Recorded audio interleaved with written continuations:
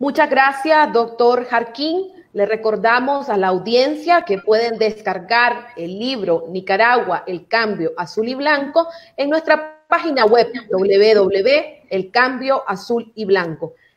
Doctor Luis Guillermo Solís, tiene usted la palabra. Enciende el micrófono. Muy buenas tardes para todas y todos. Muchas gracias, Edipcia.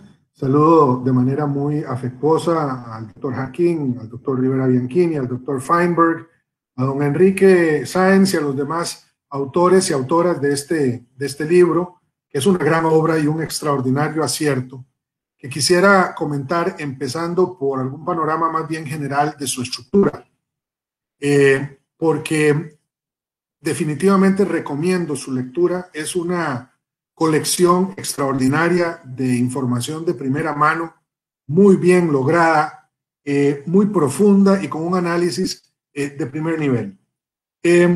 Quisiera resaltar que, como ya lo dijo don Edmundo Jarquín, el objetivo o los propósitos del libro son tres, lo dicen ellos muy bien en su introducción: estudiar la posibilidad de un cambio en Nicaragua, un cambio que sea pacífico, y en tercer lugar, una posibilidad de una agenda para el cambio que debe hacerse sobre la base de las propuestas que ya existen entre los principales grupos de oposición. Esto me parece importante porque, si bien es cierto, el libro es un recuento histórico, es un archivo de información, es un dibujo de un recorrido, también es una mirada hacia adelante. Y en Nicaragua eso se está necesitando mucho. Tenemos que tener una perspectiva de mediano, largo plazo que empieza ya, que se está construyendo en este mismo momento y que me parece fundamental, especialmente por dos ideas que aparecen al inicio del libro que después se retoman de manera reiterada. La primera, este concepto de la privatización de la política, es decir, cómo el régimen de Ortega se ha apropiado de la política de manera personalísima, poniendo a un lado las grandes luchas que el pueblo de Nicaragua y sus dirigentes políticos en su momento hicieron. Y después, a partir de una cita del comandante Tomás Borges, entender la naturaleza de ese régimen, que es cuando Borges dice que cualquier cosa menos entregar el poder. Esta idea de que el poder es algo que no se entrega y que no se entrega nunca más una vez que se tiene. Y claro, desafortunadamente aprendieron mal la lección los pupilos de Borges y de Ortega, que en 1990 pudieron haber convertido en un instrumento muy inteligente de generación democrática, de entender que en democracia el recambio es esencial. Aprendieron lo contrario, que se quedaron 17 años fuera del poder y entonces ahora que lo adquirieron nuevamente no quieren dejarlo. Y en esto tengo de que agradecer a Edmundo su contribución en el capítulo sobre la política en Nicaragua, porque nos permite entender cómo es que llegamos a donde estamos. Es decir, aquí no ha habido accidente alguno, aquí no ha habido un proceso mágico.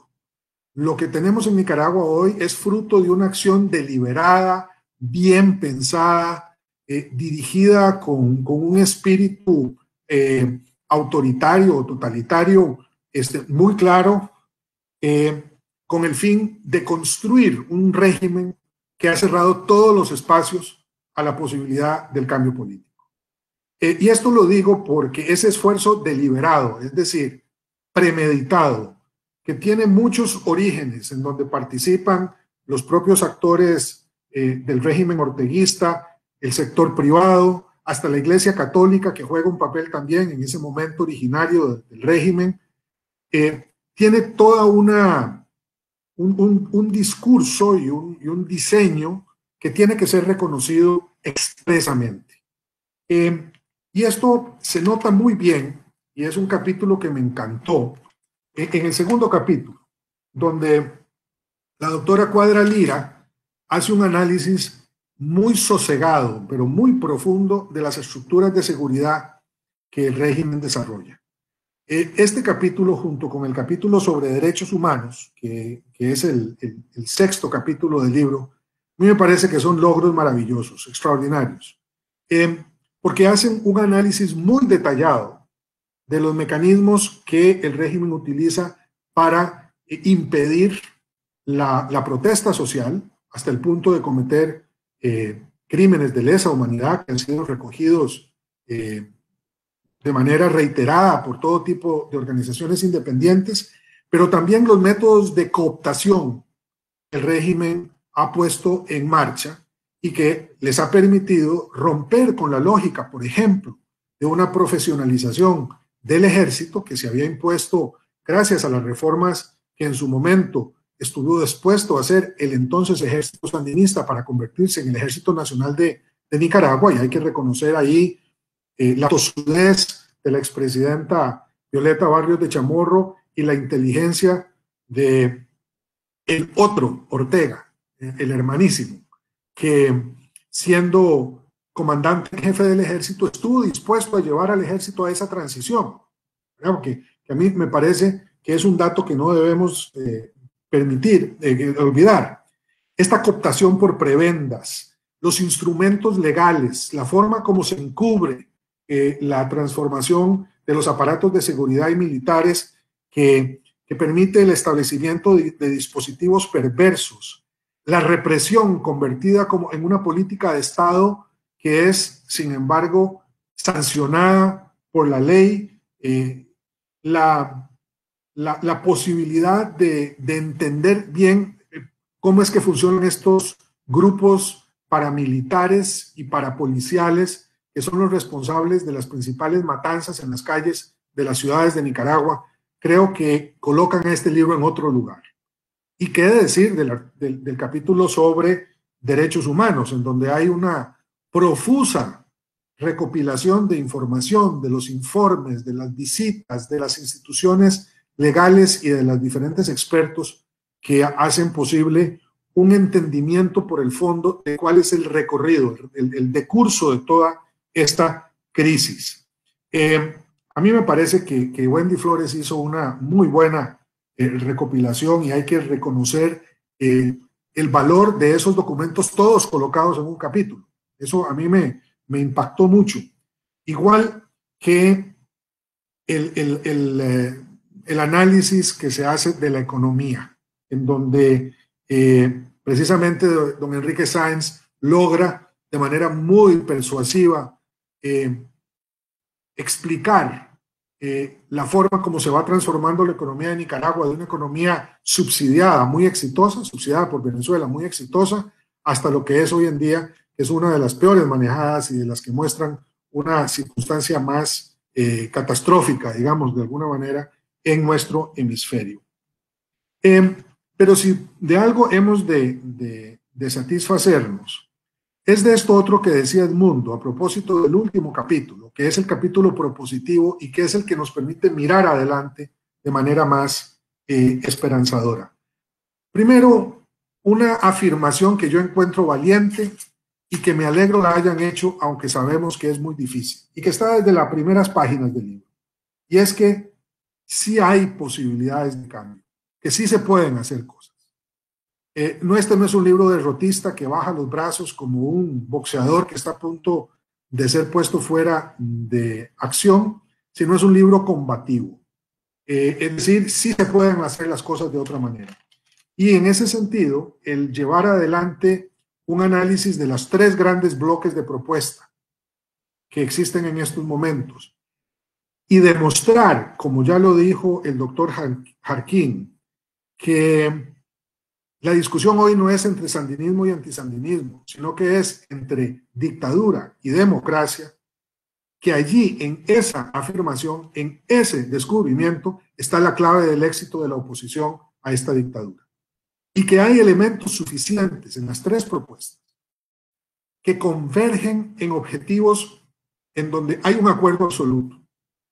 Y que eso no se está discutiendo en estos momentos. Ahora la cuestión es cómo desmontar esa perversa estructura de poder, corrupta, cooptada, sangrienta, antidemocrática, algunos la llamarían pretoriana, Edmundo decidió llamarla más bien sultánica, siguiendo a alguna corriente de pensamiento, pero que en todo caso pasa por esta presencia icónica e incuestionable del dictador y su esposa, que se requiere para construir la nueva Nicaragua. Porque esto es un desmontaje, ¿verdad? Así como hay, como tenemos referencias del texto de Levitsky y Zimblad sobre cómo mueren las democracias, pues habría que decir que aquí hay un capítulo de cómo se construye una en Nicaragua, que es ese capítulo final que a mí me gusta tanto, porque denota que sí se lograra, y esto es un sí muy grande, porque en la historia de Nicaragua la prevalencia de los intereses personales a veces han impedido grandes proyectos nacionales. Si se lograra que se aplaquen las ambiciones presidencialistas de algunos y se lo ponga en perspectiva el gran proyecto nacional que se ha de construir para desmontar a la dictadura, esta podría llegar a su fin pacíficamente.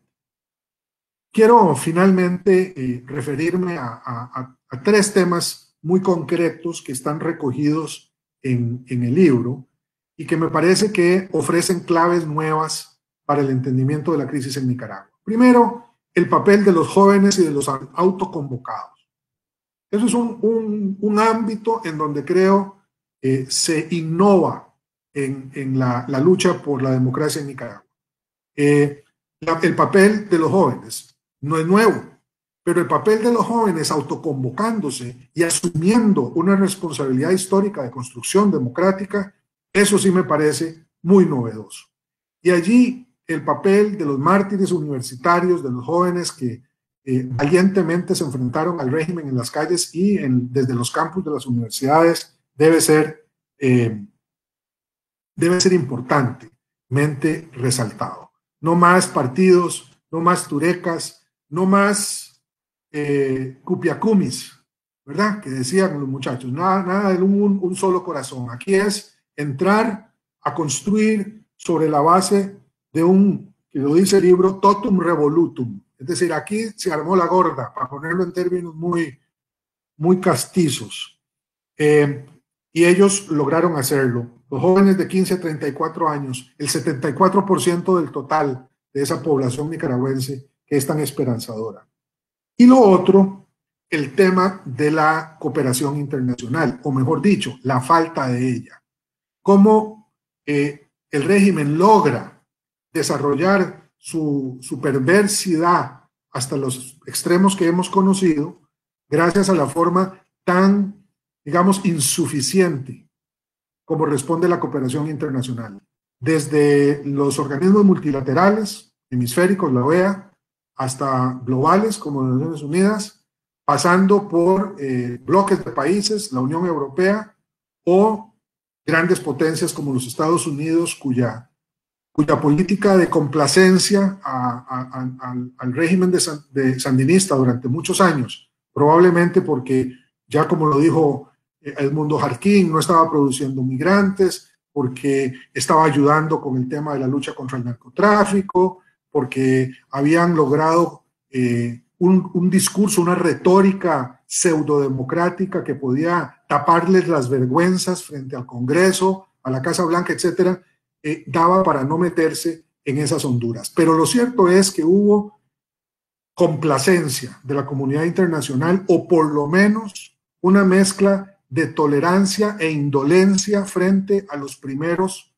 años del régimen cuando se estaba construyendo la dictadura. Y eso lo dice el libro con todas las palabras. Y me parece muy valiente de los autores plantearlo, porque ellos saben que van a necesitar del concurso de esas mismas instituciones a las que hoy están criticando, para darle un cierto arropamiento a la propuesta de cambio. Termino diciendo entonces un gran aporte, recomiendo su lectura, agradezco el que hayan tomado el tiempo para escribirlo. Creo que es una gran oportunidad que nos dan de entender con mayor profundidad lo que ha estado ocurriendo en uno de nuestros países más queridos de América Central. Muchas gracias.